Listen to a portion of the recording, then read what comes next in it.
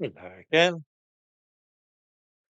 Phrase which often crops up when people are discussing the small boats crossing the English Channel, loaded to the gunwales with illegal immigrants, is that most of them appear to contain almost nobody other than young men of fighting age. Some see this as a sinister sign that Britain is in effect being invaded by foreigners who look like soldiers in plain clothes. Is this some kind of marine jihad by men who are dedicated to the destruction of our way of life?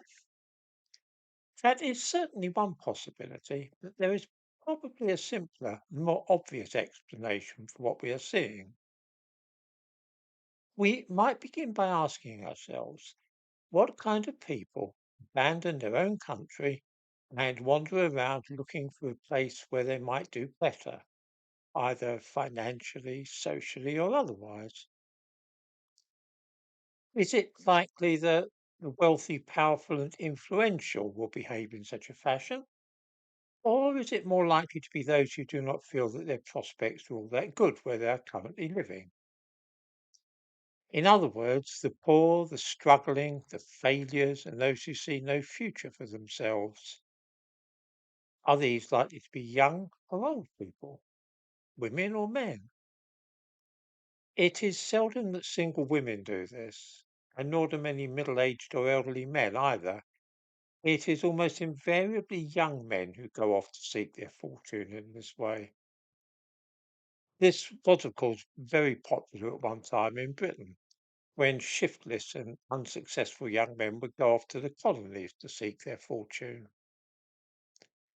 In the 1970s, one often came across young Englishmen drifting around the Middle East in this way. I was one of them and very nearly didn't return to England after I'd been living in one particular country for the best part of 4 years. I understand perfectly what motivates these men. These were the kind of people who came over on the Windrush and similar ships from the Caribbean in the years following the end of the Second World War. They were not prosperous and well to do types, and nor were they professionals, doctors, architects, or engineers. They were young men who couldn't settle down or find work in their own lands and thought that Britain might give them a better chance of making something of themselves. Those coming here on inflatable boats from France are much the same kind, young, shiftless, and poor.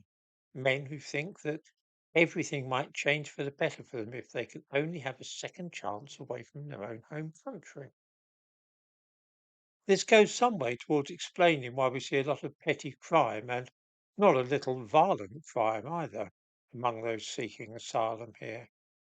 These people are, for the most part, young and uneducated.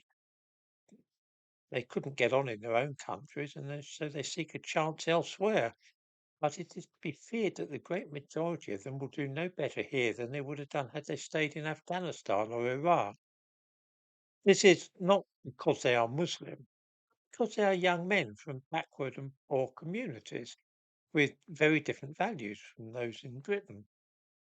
There's no underlying conspiracy here.